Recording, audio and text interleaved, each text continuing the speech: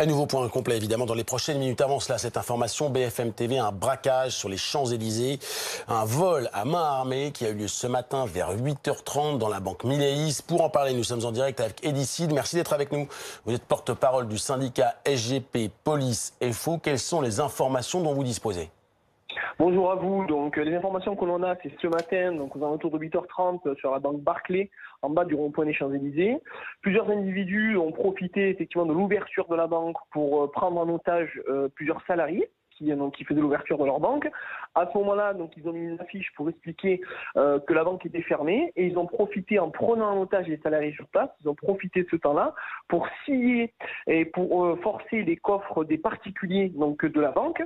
Ça a duré une grande partie de la matinée. Une fois qu'ils avaient réussi à commettre leur effet, ils ont laissé les salariés séquestrés dans la banque qui ont pu se libérer à midi et donner l'alerte à l'issue. Est-ce qu'on connaît le montant du butin qui a été emporté ? Alors, le montant du butin, il s'agit de plusieurs milliers d'euros parce qu'effectivement, un grand nombre de coffres ont été forcés. De par la sectorisation, on sait que donc effectivement, c'est des gens qui avaient mis une grande somme d'argent effectivement à l'intérieur. Maintenant, c'est la BRD qui est chargée de l'enquête. On verra quelle suite il y a. Ce qui est certain, c'est qu'à l'heure actuelle, donc le laboratoire est en train d'essayer de trouver des indices sur place pour essayer de faire avancer l'enquête rapidement. A priori, les malfaiteurs étaient au nombre de 4. Est-ce qu'on sait comment ils ont pris la fuite ? Alors, on ne sait pas grand-chose sur la fuite parce que malheureusement, les salariés étaient effectivement à ce moment-là séquestrés à l'intérieur de l'appartement.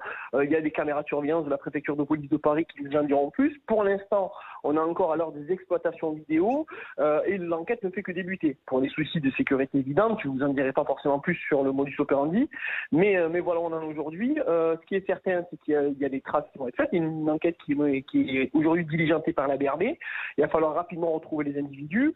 Et je pense que les témoignages qui auront été apportés par les salariés qui ont été séquestrés pendant plusieurs heures nous seront effectivement grandement intéressantes et nous permettront de pouvoir établir un profil type sur les agresseurs.